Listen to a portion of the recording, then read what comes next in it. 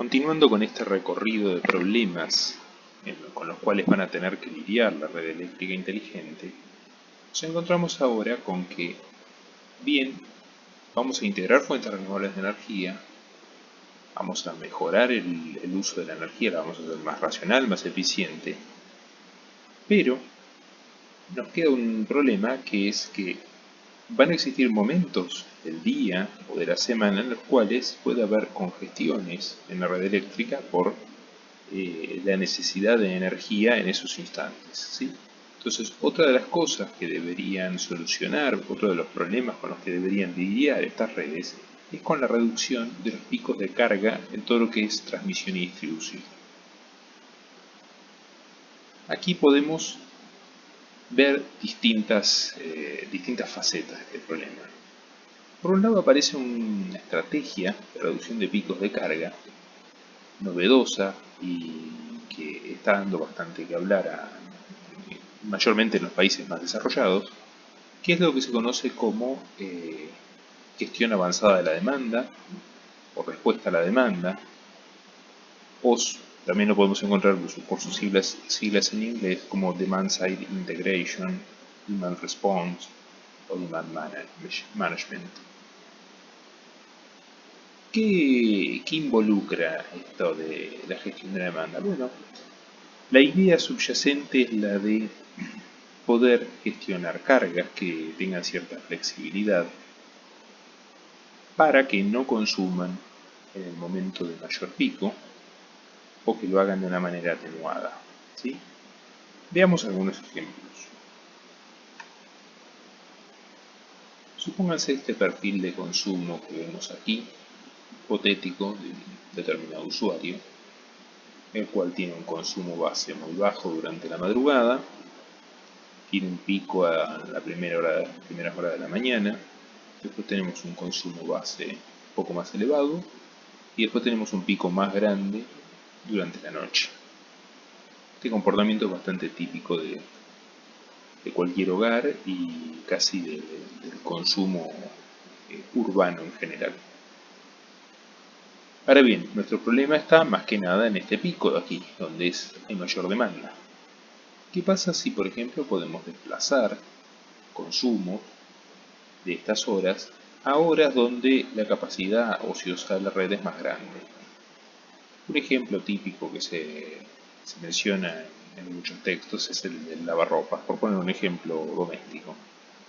En vez de lavar en un horario pico, aprovechar y hacer el lavado en un horario valle, donde la red está mucho más descongestionada y por lo tanto la entrada en funcionamiento de ese lavarropa, cuando digo lavarropa multipliquémoslo por millones de aparatos después de millones de hogares, causan menores perjuicios en la red y liberamos capacidad de transporte o de distribución en el horario pico.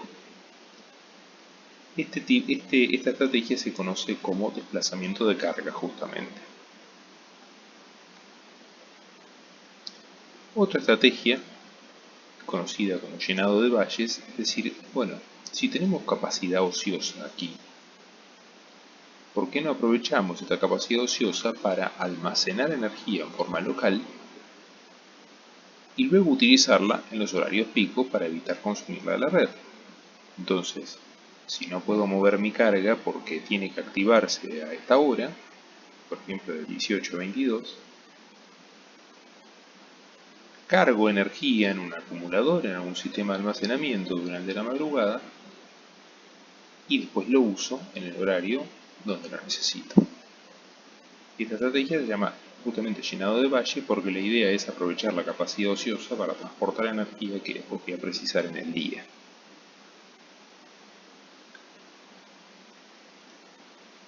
Otra técnica es la del recorte de picos. Esto es, por ejemplo, si tengo contratada una cierta potencia máxima, si en algún momento supero esa potencia máxima, habilito en cierta manera a la empresa distribuidora, ya sea a través del medidor inteligente, por ejemplo, para que desconecte cargas que no sean sensibles o para que modifique la operación de cargas que no sean sensibles.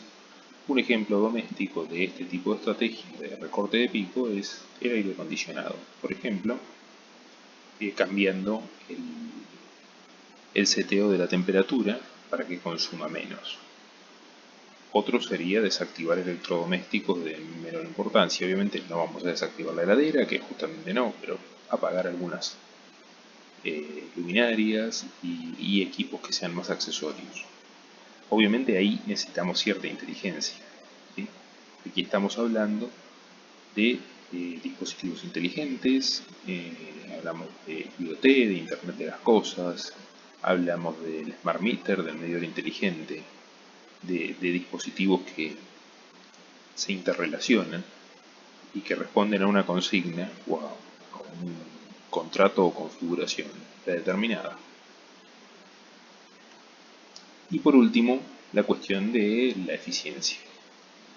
El uso de dispositivos más eficientes que permitan justamente lograr una reducción en esa demanda de carga justamente en los horarios pico. Estos son ejemplos de estrategias de gestión de la demanda. En todo esto tenemos que tener en cuenta que tiene que haber, insisto, inteligencia detrás. Algún tipo de inteligencia de los dispositivos. El medidor inteligente por ahí aparece justo en la frontera entre el distribuidor y el cliente, y después puede haber inteligencia puertas adentro en los electrodomésticos o los accesorios que tengo conectados adentro de la casa, o comercio o pyme, y inteligencia por parte de la empresa distribuidora en lo que es el monitoreo de los consumos y la toma de decisiones. Por supuesto que estas estrategias de gestión de la demanda tienen su lado, no voy a decir su lado débil, pero sus cuestiones que hay que atender. Una de ellas es que el uso de gestión de la demanda puede eliminar los beneficios del factor de coincidencia. ¿Qué es el factor de coincidencia? Básicamente que no todos los clientes usamos los mismos equipos a la misma hora sincronizados, ¿sí? Entonces, por ejemplo, volviendo al caso del lavarropas que había comentado al principio, no todos encendemos el lavarropas a la misma hora. Estadísticamente está distribuido a lo largo del día. El programarlo para que todos arranquen juntos a la madrugada hace que esa probabilidad que diluía en el día el uso del lavarropas hace que arranquen todos juntos en el mismo momento. Si bien hablar de lavarropas por ahí no es algo significativo, sumémosle ahora otros dispositivos, accesorios, y por ahí generamos un subproblema que hay que atender.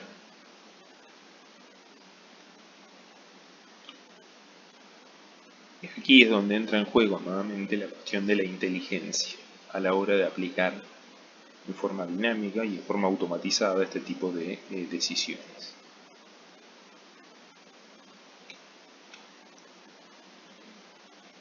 De estas estrategias de gestión de la demanda podemos pasar a cuestiones más tecnológicas y físicas, como son el uso, valga la redundancia, de nuevas tecnologías para transportar mayor capacidad de energía por las instalaciones, ¿sí?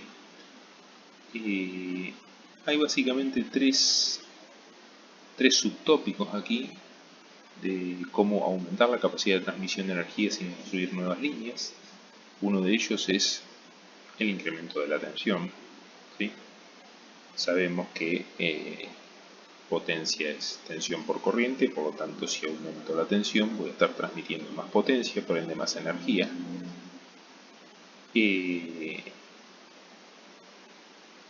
Esto que a priori pareciera razonable, y en cierta manera lo es, implica cambios en la infraestructura, ya que tenemos que cambiar el tipo de torres en la medida que aumentamos la tensión, porque hay que separar más los conductores, tener más despeje entre ellos, hay que cambiar transformadores en todo tipo de subestaciones,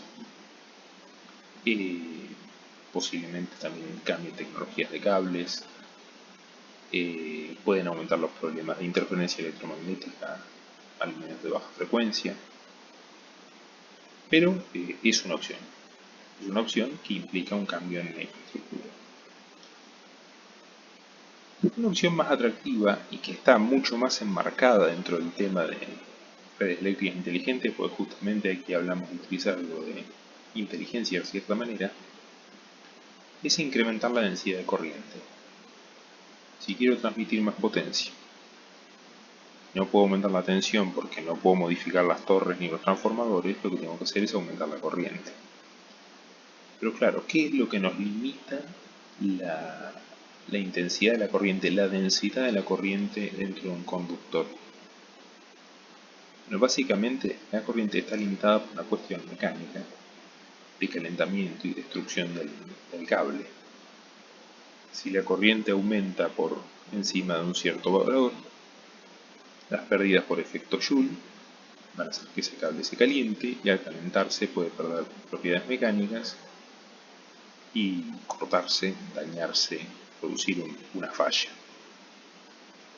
Ahora bien, supónganse, ante un cambio abrupto en la corriente, supónganse este escalón que está dibujado aquí en forma cualitativa, pasamos de una corriente a otra mayor, la temperatura no aumenta de forma instantánea, sino que aumenta con una típica constante de tiempo de primer orden, ¿sí? De forma exponencial. Bien. Ahora bien, ese aumento de temperatura, que es el que nos limita la corriente y nos dice cuál es lo máximo que es tolerable, está afectado por factores externos. En la norma IEEE 738, entre otras cosas, podemos encontrar una tabla de referencia en la cual nos muestra cómo, según estudios, determinadas condiciones operativas, ambientes, influyen en la capacidad de transmisión de corriente de un cable de transmisión. Entonces, por ejemplo, variaciones de temperatura ambiente de 2 grados o de 10 grados provocan aumentos de capacidad de 2% hasta de un 11%. ¿Sí? Claro, un decremento de 10 grados a temperatura ambiente hace que el cable tenga una mayor ventilación. ¿Sí? Tenemos una transferencia de calor del cable al ambiente que es mayor. Haciendo una analogía, tendríamos una diferencia de potencial mayor, por lo tanto una corriente mayor con la misma resistencia. ¿Sí? En este caso sería una resistencia térmica, no hablaríamos de diferencia de potencial sino de temperatura, entonces la transmisión de calor es mayor.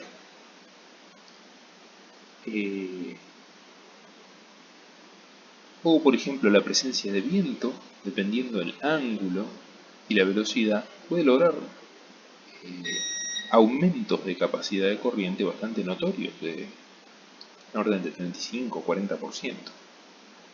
Si de alguna manera podemos tener esos datos en mano, podemos determinar en forma dinámica cuál es la capacidad de transmisión de corriente que tengo minuto a minuto, por decirlo de alguna forma. Bueno, hay estudios bastante importantes hechos. Por ejemplo, este gráfico que se ve aquí es un estudio hecho por el Departamento de Energía de Estados Unidos en 2014, en el cual se tomaron distintos sitios, 5 sitios distintos de la red de transmisión norteamericana, y se hizo un estudio de la capacidad de transmisión de corriente a lo largo de un año. La gráfica que se ve acá tenemos en el eje horizontal porcentaje de tiempo y en el eje vertical la capacidad de transmisión de corriente respecto de la nominal. ¿Sí? Donde la nominal es 0%, o sea, 0% implica la capacidad de transmisión que dice el cable de manual.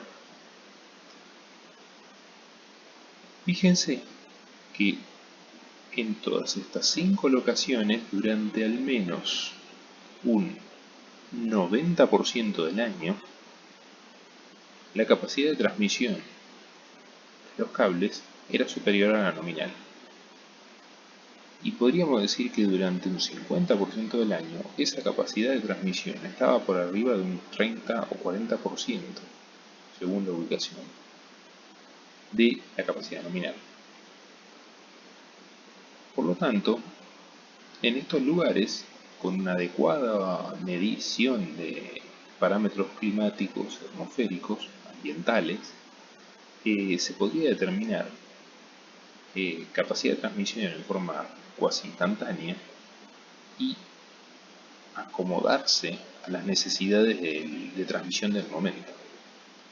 En este caso lo bueno es que la infraestructura se mantiene, porque acá no hay que cambiar cables, ni transformadores, ni torres.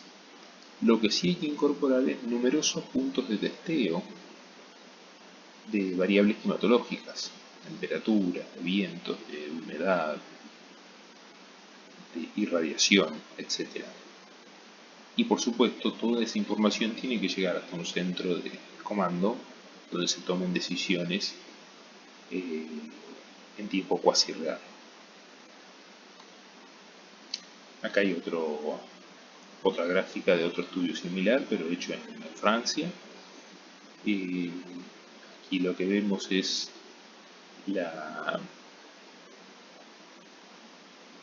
la capacidad de carga de una línea determinada donde se hizo un estudio estadístico, el límite estático en capacidad de corriente. Vemos que la corriente transmitida por esa línea en particular siempre estuvo por debajo del límite estático. Sin embargo, la capacidad real de transmisión de ese cable en función de las variables atmosféricas había sido claramente superior, es más, casi el doble. Por lo tanto, esa línea estuvo subaprovechada gran parte del tiempo. Estudios como estos se han replicado en distintos lugares y, de hecho, ya existen soluciones comerciales que aplican algunas empresas transportadoras de energía eléctrica en el mundo que sirven para aprovechar esta particularidad. Y otra tecnología que también está irrumpiendo hace un tiempo es el cambio de transmisión de energía en alta tensión, corriente alterna, a corriente continua. Según algunos estudios económicos, las líneas de transmisión de alta tensión en corriente continua son económicamente más redituables que las de alterna para distancias mayores a 600 kilómetros. ¿Sí? Las líneas de continua tienen una inversión muy fuerte inicial, pero después tienen un costo por kilómetro más reducido que las líneas de alterna. Por supuesto, si la línea ya existe, la comparativa es más dispareja, ¿sí? Pero esta es una alternativa que están teniendo en cuenta en la mayoría de los países cuando hay que hacer nuevas líneas de transmisión completas en distancias del orden de 600 o más kilómetros.